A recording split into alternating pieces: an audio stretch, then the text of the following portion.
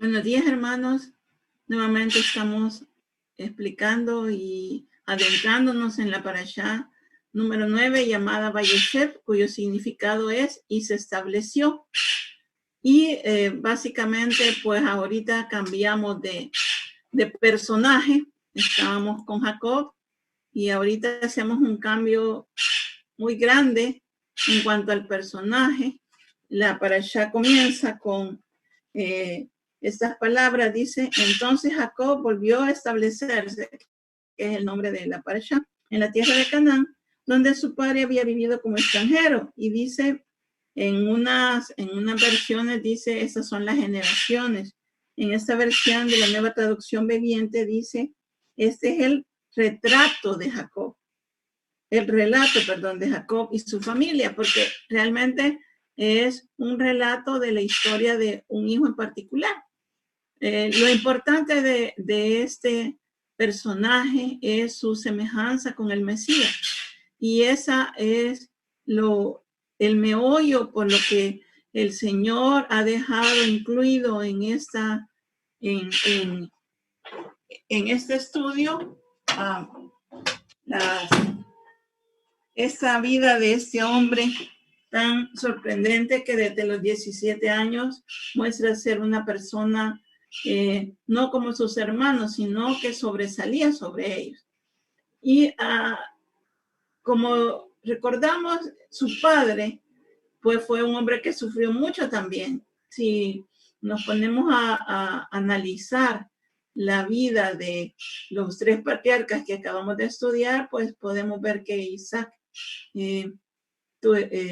tuvo sufrimiento de su vaquedad, pero no al grado de lo que le sucedió a Jacob. Y también su abuelo Abraham, pues también sufrió varias pruebas, pero a él, siendo tan joven, le tocó una de las más difíciles, como ser vendido por sus hermanos. Y eso es de lo que hablamos en esta mañana. Y su padre se convirtió en Israel, si se acuerdan, aquel que ha luchado con hombres comunes y poderosos como le tocó a Jacob y ha prevalecido con la ayuda de Dios. Eso es Israel. Dejando de pelear en sus propias fuerzas, definitivamente, y entendiendo que la batalla es del Señor. Y eso es lo que nos pasa a nosotros a veces, ¿verdad? Que tratamos de pelear en nuestras propias fuerzas, sin embargo, debemos de recordar toda la vida y en cada ocasión que el Señor es el que pelea la batalla por nosotros. A nosotros nos toca orar, hacer lo que debe hacerse, porque la fe también es acción, pero sabiendo que el que lucha por nosotros es Dios. Nuestros ojos ahora van, como decía, al 11º hijo de Jacob, José, que quiere decir fecundo, quien, como dice la escritura, era su favorito. Y eso, ser el favorito de los hijos, le trajo muchos problemas a él. Pero esos problemas luego se convirtieron en las mayores bendiciones que tuvo el pueblo de Israel, de tal forma que preservó la vida de la simiente bendita, preciosa del Señor Jesús, la descendencia, la semilla que Dios le prometió a Abraham. Y seguimos siempre recordando el versículo de Génesis 3:15, en lo que dice sobre quién iba a vencer a quién. Y seguimos con la simiente que iba a vencer a la serpiente, la simiente que iba a aplastar a la simiente de la serpiente en la cabeza. Por todo lo que acabamos de decir, José es uno de los más significativos personajes que encontramos en la Biblia. Hay un autor cristiano cuyo apellido es Boyce, que lo describe en pocos párrafos, pero es una descripción que abarca todo lo que este hombre fue, y se los quiero leer. Dice: fue amado y odiado, favorecido y abusado, tentado y probado, exaltado y humillado. Y dice, de hecho, en ningún punto de los 110 años de vida de José lo vemos quitar sus ojos de Dios o cesar de confiar en él. La adversidad no endureció su carácter. La prosperidad no lo corrompió. Él fue el mismo tanto en público como en privado. él en verdad fue un gran hombre. Y con eso en mente, pues lo comenzamos a estudiar en esta mañana.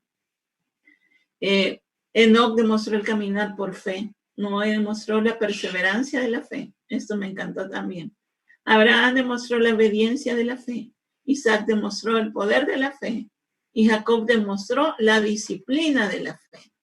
¿Qué va a demostrar entonces José? Este personaje bíblico demostró el triunfo de la fe, pues él nunca se quejó ni comprometió sus valores ni sus creencias. Imagínense qué cosa más maravillosa que vemos aquí con José. Aunque era el favorito, pues él nunca comprometió sus valores ni trató de ganar el amor de sus hermanos a costa de cambiar en lo que es verdadero. Entonces, por eso José tiene bien un punto bien especial que hay que estudiar. El favoritismo de Jacob hacia José era obvio, incluso por la famosa túnica de muchos colores. Ya vamos a explicar qué es esa túnica. Esta túnica significaba una posición de favor y un estatus real. De hecho, esa túnica solo se la ponían los reyes.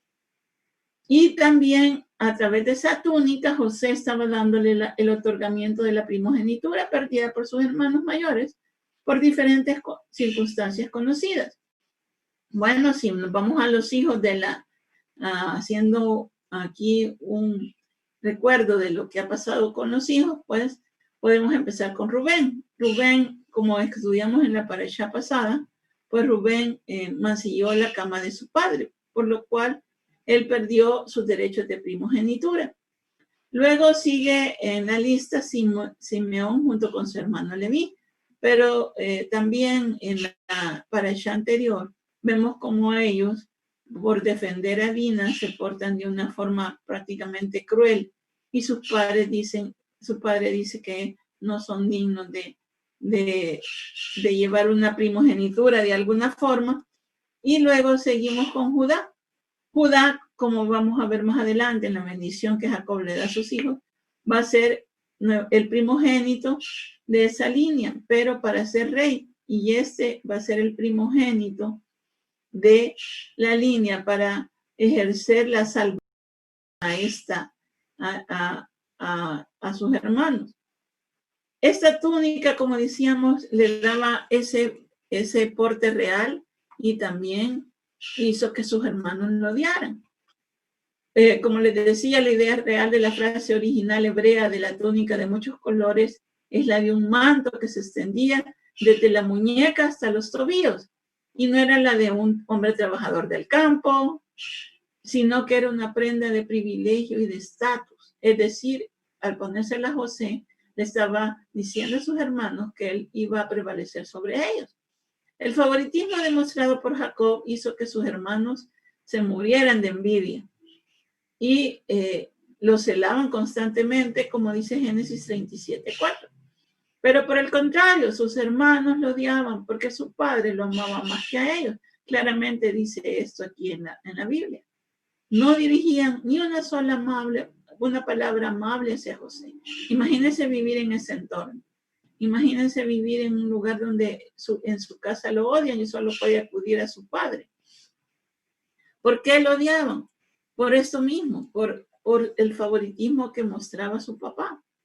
José, como todo joven de 17 años, aún lleno de amor por Dios, albergaba en su corazón alguna clase de orgullo quizás, y por supuesto de falta de sabiduría. Eso es lógico, era un hombre común y corriente como todos nosotros. Y estaba enfocando en cómo los sueños lo engrandecían a él y no considero nunca cómo estos sonarían en los oídos de otros. Si vamos a ver los sueños, podemos ir a Génesis 37:8. Y bueno, desde el 5 dice, una noche José tuvo un sueño. Y cuando se lo contó a sus hermanos, lo odiaron más que nunca. No sabemos el tono en que se lo dijo también. Escuchen este sueño, les dijo. Resulta que estábamos en el campo atando gavillas del grano. De repente mi gavilla se levantó y las gavillas de ustedes se juntaron alrededor de la mía y se inclinaron ante ella. Sus hermanos respondieron, ¿así que crees que serás nuestro rey? ¿No es verdad? ¿De veras piensas que reinará sobre nosotros? Así que lo odiaron aún más debido a sus sueños y a la forma en que los contaba. ¿Ven? La forma en que los contaba. Al poco tiempo José tuvo otro sueño y de nuevo se lo contó a sus hermanos.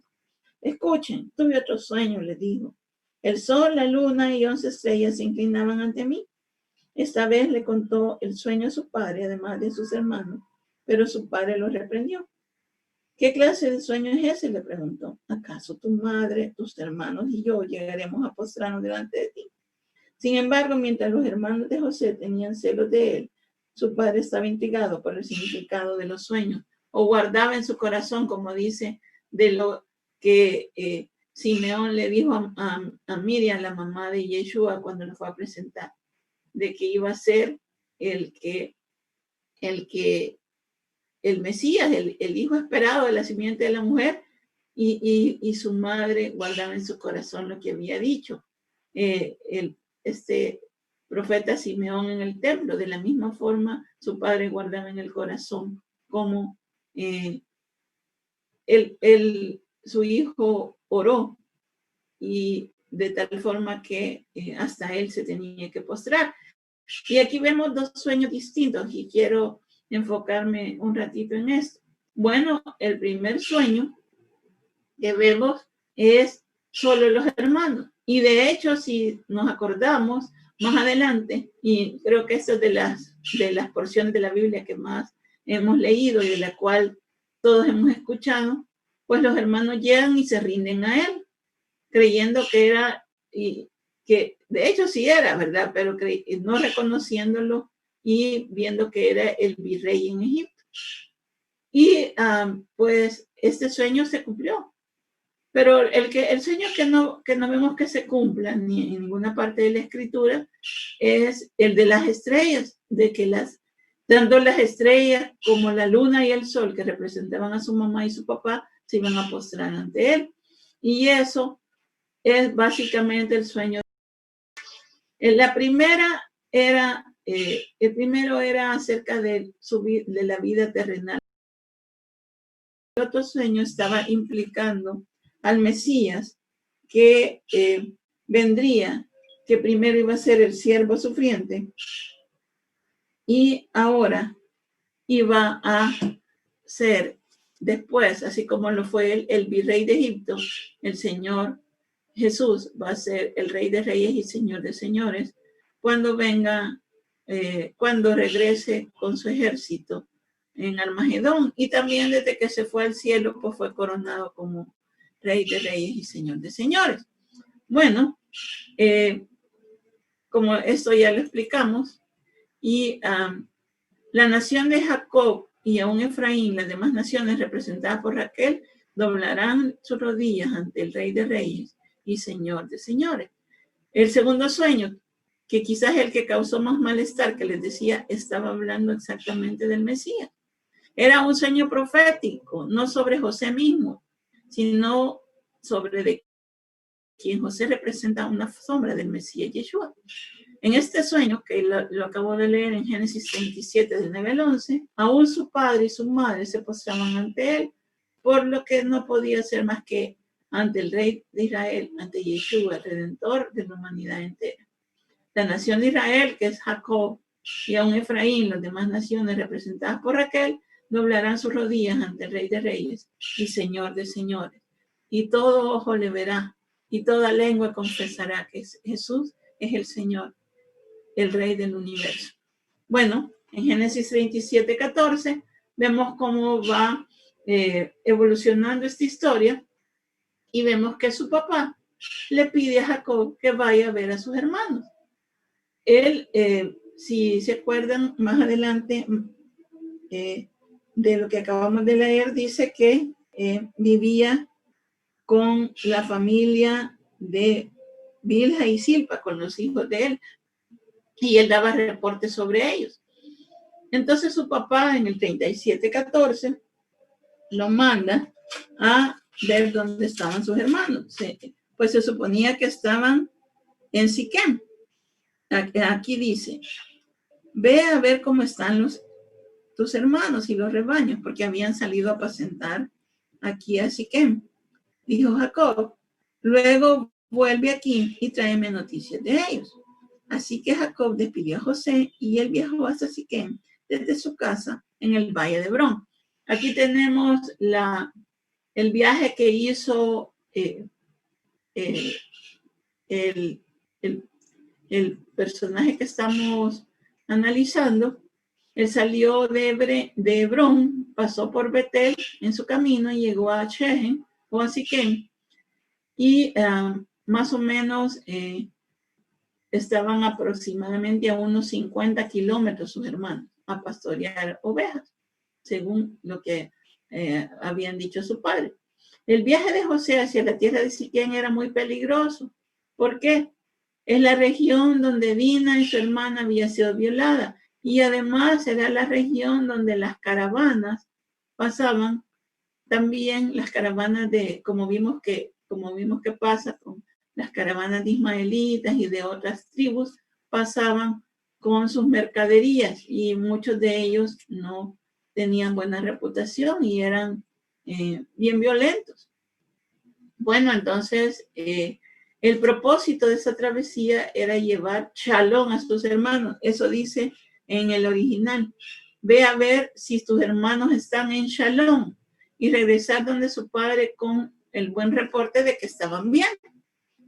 Y es así como sale José. Así dice literalmente traducido del hebreo Génesis 37:14.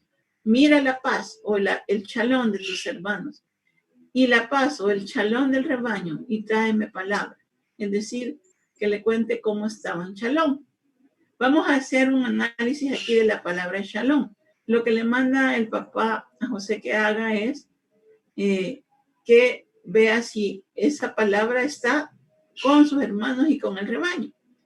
En hebreo, shalom quiere decir paz, integridad, solidez, prosperidad, quietud, tranquilidad y contentamiento, amistad y paz de guerra. El papá quería ver si todo eso se cumplía con sus hermanos. Al llegar a Siquem, José es informado por un hombre que algunos escritos judíos afirman que era un ángel, que sus hermanos no estaban allí, sino, en Siquem, sino que habían partido hacia Dotán, aproximadamente 7 kilómetros hacia el sur de Siquem, y sale en su busca. Y pues sí los encontró ahí en Dotán. Y Dotán, por cierto, era una ciudad donde, según algunos escritos y los registros históricos, era una ciudad con área comercial y con grandes influencias paganas, que se encontraba cerca de la ruta principal que conducía a Egipto. En el entendimiento hebreo de esas escrituras, puede decirse que los hermanos se satisfacían más a sí mismos, quisieron ir a ver otra ciudad donde podían contemplar mejor el mundo y pues las ovejas quedaron en segundo plano. Y los hermanos entonces no estaban guardando su compromiso con su padre y por supuesto con el antecedente que tenía José, ellos creyeron que inmediatamente su padre se iba a enterar de que no había shalom en ellos, sino que no estaban actuando de acuerdo a lo que fueron enviados por su papá. Dotán significa dos pozos, los cuales se encontraban secos, según dicen las escrituras judías, como el Talmud y otras, representando bajo esta perspectiva el alma de los hermanos de José que pretendían matarlo. Los pozos de ellos se encontraban secos, tanto los hijos de una madre como de la otra.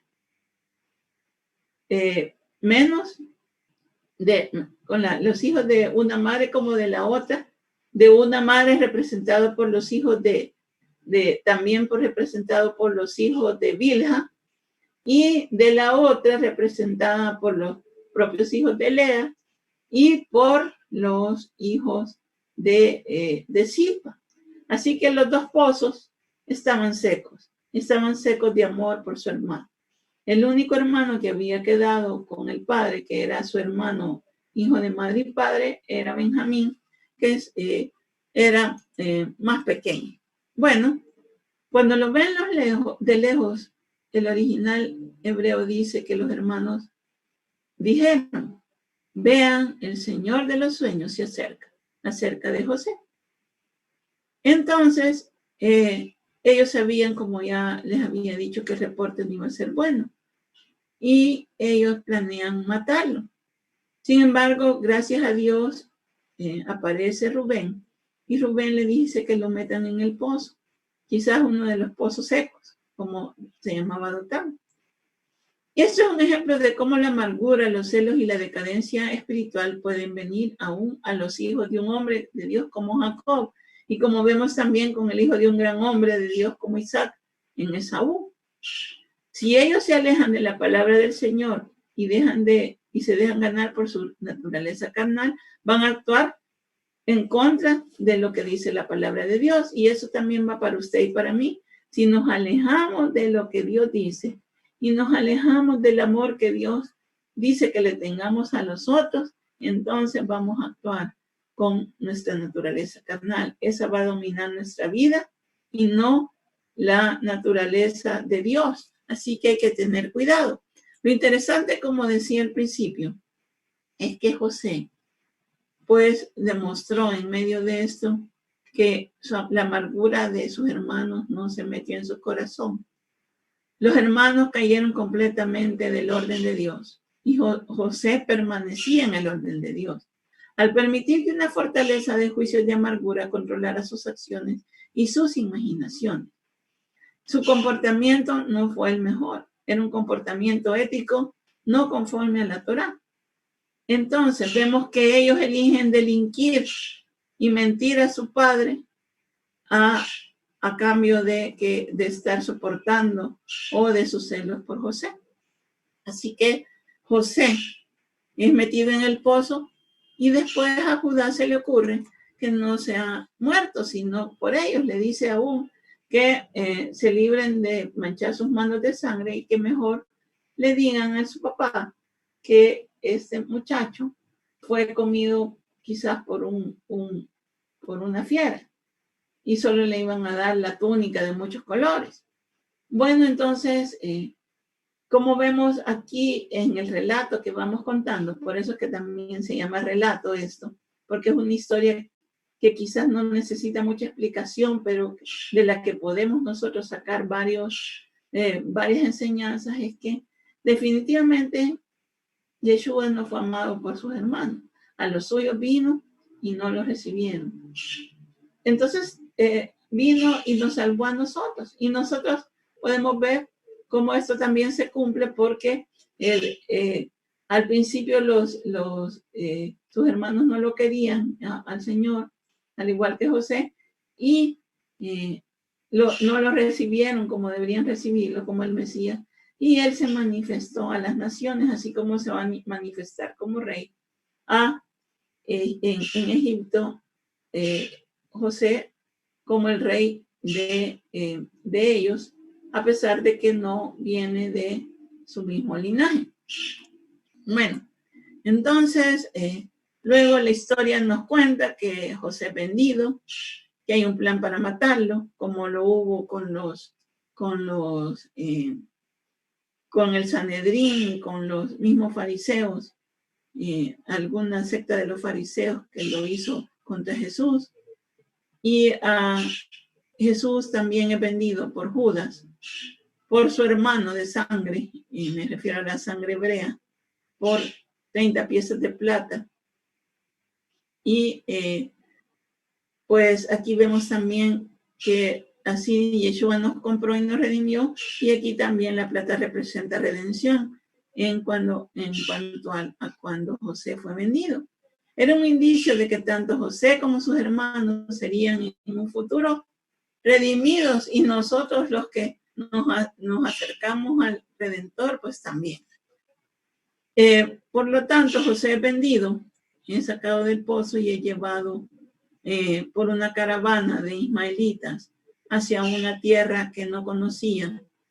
Y la caravana, según se dice, se encontraba vendiendo especies, bálsamo y mirra, Y estas hierbas también tienen enseñanza porque eran usadas a menudo para elaborar perfumes. En la cultura hebrea, estas especies eran usadas para envolver el cuerpo en lino antes de enterrarlo. Así que básicamente también hablaba de la muerte que iba a ser dada a Jesús para redimir nuestra vida. José, por lo tanto, es una ilustración de Yeshua. Cuando las mujeres llegaron con especies para el cuerpo, Yeshua ya había resucitado. Los hermanos no venían más a José hasta que él hubiera preparado un lugar de liberación para ellos. De la misma manera, Yeshua, nuestro novio, se fue para preparar un lugar para su pueblo. En Juan 14:1-3 dice que él fue a preparar morada para nosotros. Dios le había dado a José revelaciones por medio de sus sueños. Ahora José estaba a punto de caminar en aquella revelación, sobre todo la que le correspondía a él, de que sus hermanos se iban a rendir a sus pies. Y desde el momento de su liberación del pozo, José sabía que se había salvado de una muerte segura y que era Dios quien lo había salvado. Él ahora venía en sumisión al Señor. Miren, después de ser vendido por sus hermanos y después de todo lo que ha pasado, hermanos, es para que él pues se llenara de amargura. Sin embargo, él guardó su corazón. Y aquí quiero retenerme un poquito en guardar el corazón. Como me gusta explicarlo cuando estábamos presencialmente en clase, era que este es un versículo que guarda un gran secreto y siempre nos ha agarrado con sorpresa cuando vemos que allí dice que hijo mío, dame tu corazón, dice la palabra en Proverbios, y también dice, sobre toda cosa guardada, guarda tu corazón. Y ahí vemos que no es Dios el que guarda el corazón, sino que nosotros mismos podemos guardar nuestro corazón en medio de una situación difícil, como le pasó a José. Y vemos que este hombre guardó su corazón para Dios y no se dejó ser amargado. Realmente lo que nos pasa, hermanos, es porque Dios así lo ha querido. Mucha gente me preguntaba, ¿cómo es que usted no se aflige tanto cuando su mamá estaba a punto de morir?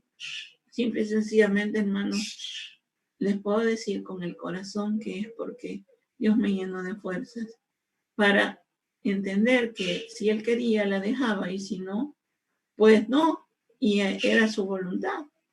Y cuando me pasó a mí un percance de salud que tuve hace 3 meses, que también sin más mi vida se acaba, pues puedo decir con todo corazón que realmente pude aceptar la voluntad de Dios en mi vida.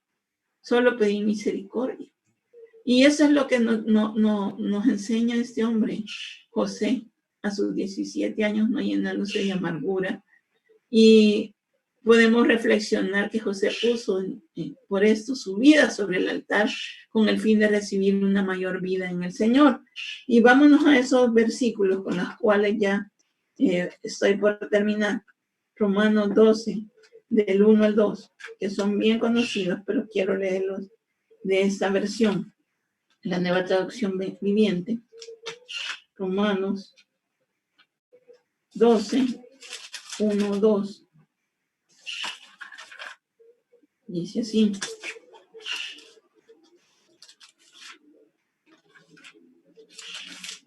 Romanos 12, del 1 al 2. Dice, por lo tanto, amados hermanos, les ruego que entreguen en su cuerpo a Dios por todo lo que Él ha hecho a favor de ustedes. Mire por qué debe ser, por todo, por eso le decía, necesitamos ver esta versión, por todo lo que Él ha hecho en favor de ustedes. Que sea un sacrificio vivo y santo, que sea un sacrificio que a Dios le agrade prácticamente, que sea un sacrificio vivo, nosotros mismos dando nuestra vida a Él y poniéndole en sus manos, sabiendo que Él tiene buenos pensamientos para nosotros. La clase de sacrificio que a Él le agrada, esto es la verdadera forma de adorarlo. No imiten las conductas ni las costumbres de este mundo. Si ustedes ven el mundo se amarga por cualquier cosita. dice, no imiten las cosas del mundo y las costumbres de este mundo. Más bien dejen que Dios los transforme en personas nuevas al cambiarles la manera de pensar. Entonces aprenderán a conocer la voluntad de Dios para ustedes, la cual es buena, agradable y perfecta. ¿Por qué a veces nosotros no entendemos cuál es la voluntad de Dios para nosotros? Porque nos amargamos y no nos ponemos sobre el altar. Y de José podemos aprender eso. Es un hombre que se puso en el altar, se acordó de todas las cosas que Dios había hecho con él y del gran Dios que tenía. Y por eso Dios lo exaltó después hasta lo sumo, porque lo puso por virrey de Egipto. Pero primero tuvo que pasar por el sufrimiento. El viaje de Dotán a Egipto era de aproximadamente 498 kilómetros, haciendo 33 kilómetros diarios en camello, que eso es si las condiciones hubiesen sido buenas, ¿no? Porque si no hubieran sido más, el viaje habría durado 15 días. Al llegar a su destino, los ismaelitas vendieron a José a Potifar, uno de los oficiales del faraón, el capitán de la guardia. Y Egipto era el reino más próspero de aquel entonces, como decir Estados Unidos ahora. Y José ahí vio gracia en Potifar. Y José fue prosperado porque había una palabra que se repite en todo el relato de la vida de José. Y es porque José estaba con él. ¿Estará Dios con nosotros o no? Realmente debemos reflexionar sobre eso y veamos si en medio de la prueba somos vencedores, es porque Dios ha estado con nosotros. El Señor dijo que no nos iba a dejar ni desamparar. Después tiene una prueba con la esposa de Potifar que quiere acostarse con él y él se niega y entonces lo acusa de violación. Sin embargo, Dios estuvo con él y lo mandó a la cárcel y en la cárcel le dio gracia con el jefe de ahí y también halló gracia con el copero y el panadero que estaban allí. Él pudo interpretar los sueños, dándole la gloria a Dios como siempre y diciendo sobre el destino de estos dos hombres, uno de los cuales había sido acusado había sido acusado según Rashi el copero, dice Rashi, el comentarista judío de la Torá, que se había encontrado una mosca en el vino y el otro había sido encarcelado porque se habían encontrado una piedra en la masa del panadero, del pan que estaba haciendo para el faraón, y por eso fueron echados ahí. Y entonces José les interpreta los sueños y el copero es liberado en el cumpleaños del faraón y el panadero pierde su vida en el cumpleaños del faraón. Así que, hermanos, con eso nos quedamos, con el final y queriendo aprender más de la vida de este hombre, porque aún en medio de la cárcel, él pudo dar testimonio de que tenía un Dios grande. Que nosotros en medio de todas las circunstancias de la vida podamos dar testimonio de que tenemos un Dios grande y que lo que Él quiere es lo mejor para nosotros. Que el Señor les bendiga. Amén.